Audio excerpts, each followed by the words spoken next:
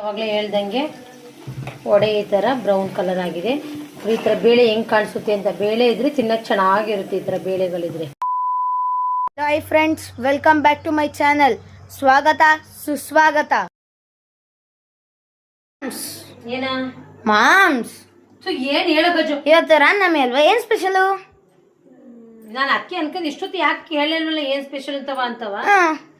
ಇದು ಕಡಲೆಬೇಳೆ ವಡೆ ಮಾಡ್ಬಿಟ್ಟು ಪಾಯಸ ಮಾಡೋಣ ಅಂತ. ನುಗ್ಗೆಕಾಯಿ ಸಾರು. ಇದ್ಯಾವತ್ತು ನೆನಕಿಟ್ಟಿದ್ದಮ್ಮ, ನಂಗೆ ಗೊತ್ತಿಲ್ತಲ್ಲ. ಇದು ಬೆಳಗ್ಗೆ ನೆನಕಿದ್ದೆ. ಇದು ಬೇಕಾಗೋ ಸಾಮಗ್ರಿಗಳು ಹೇಳ್ತೀನಿ ಕೇಳು. ಈ ಕಡಲೆಬೇಳೆ ನೆನೆಸಿಟ್ಟಿದ್ದೀನಿ. ಸಾಮಗ್ರಿಗಳ ನೆನೆಸಿಟ್ಟಿರೋ ಕಡಲೆಬೇಳೆನ ಸ್ವಲ್ಪ ಈ ಥರ ಹಿಂಗೆ ಸ್ವಲ್ಪ ನುಣ್ಣಗೆ, ಒಂದೊಂದು ಬೇಳೆ ಇದ್ರೂ ನಡೆಯುತ್ತೆ. ಈ ಥರ ನುಣ್ಣಗೆ ಮಾಡೋದು. ನೆಕ್ಸ್ಟ್ ಈರುಳ್ಳಿ, ಸಾಂಬಾರ್ ಸೊಪ್ಪು, ಸಬ್ಬಕ್ಕೆ ಸೊಪ್ಪು, ಆಮೇಲೆ ಸ್ವಲ್ಪ ಶುಂಠಿ ಬೆಳ್ಳುಳ್ಳಿ ಪೇಸ್ಟು, ಕರ್ಬೇವಿನ ಸೊಪ್ಪು ಎಲ್ಲ ಹಾಕೋದು ತೋರಿಸ್ತೀನಿ ನೆಕ್ಸ್ಟ್. ಆಹಾ, ನೀವು ಎಂತ ಮಾಸ್ಟರ್ ಶೆಫ್ ಅಮ್ಮ.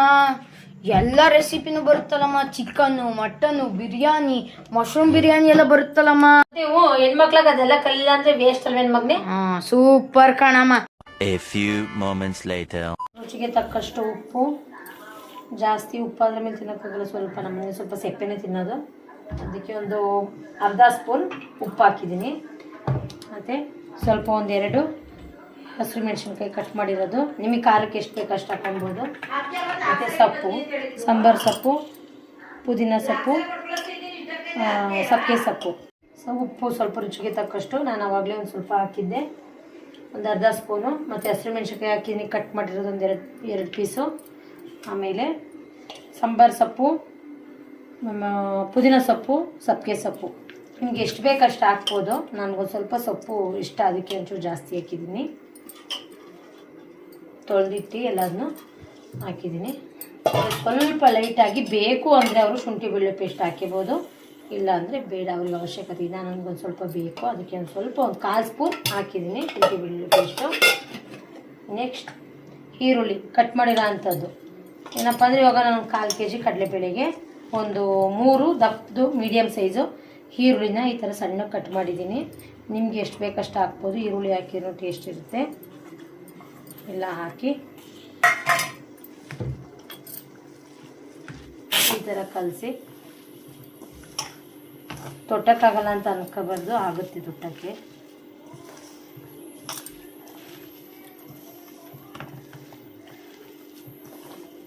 ಈ ಥರ ಫುಲ್ ಮಿಕ್ಸ್ ಮಾಡಿ ಕೈಯಲ್ಲಿ ನೀಟಾಗಿ. ಆಮೇಲೆ ನೀಟಾಗಿ ಆಗಿದೆ.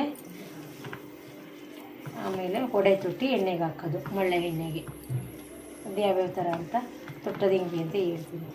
ನಾನು ಕೈಲೇ ತೊಟ್ಟು ಹಾಕೋದು ಈ ಥರ. ಗ್ಯಾಸ್ ಹಚ್ಚಿದ್ದೀನಿ. ಗ್ಯಾಸ್ ಹಚ್ಬಿಟ್ಟು ಬಾಣಲೆ ಇಟ್ಟಿದ್ದೀನಿ. ಈಗ ಎಣ್ಣೆ ಹಾಕ್ತಾಯಿದ್ದೀನಿ.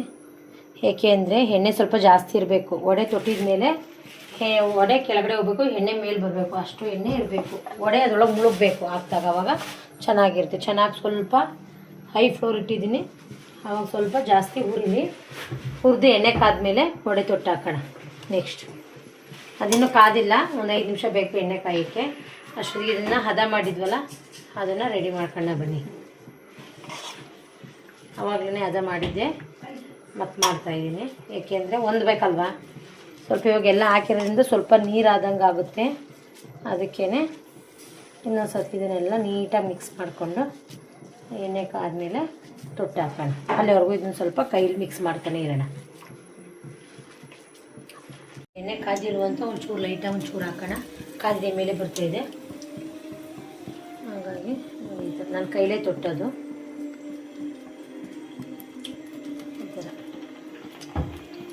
ತುಂಬ ಅಗಲನೂ ಮಾಡ್ಬೋದು. ಲೋಟದ ಮೇಲೆ ಇಟ್ಟು ನೋಡ್ತಲೂ, ಲೋಟದ ಬ್ಯಾಕ್ ಸೈಡ್ ಇರುತ್ತಲ್ಲ ಅದಕ್ಕೆ ಬಟ್ಟೆ ಹಾಕ್ಬಿಟ್ಟು ತೊಟ್ಬೋದು.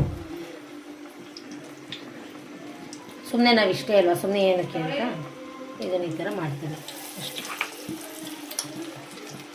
ಬೆಂದಮೇಲೆ ಈ ಥರ ಮಳ್ತಿದೆಯಲ್ಲ ಆ ಥರ ಎಣ್ಣೆ ಮೇಲೆ ಬರಬೇಕು. ಫುಲ್ಲು ಹಾಕಿದಾಗ ಈ ಥರ ಹಾಕಿದಾಗ ಎಣ್ಣೆ ಮೇಲೆ ಬರಬೇಕು.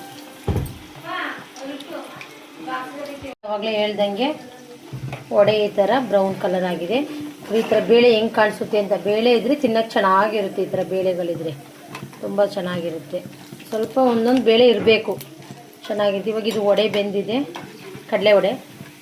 ನೋಡಿ ಈ ಥರ ತುಂಬ ಚೆನ್ನಾಗಿ ಬಂದಿದೆ. ತಿನ್ನಬೇಕು ಅಂದರೆ ತಟ್ಟಂತ 5 ನಿಮಿಷಕ್ಕೆ ವಡೆ ಮಾಡ್ಕೊಂಡು ತಿನ್ಬೋದು, ಅಷ್ಟು ಚೆನ್ನಾಗಿರುತ್ತೆ.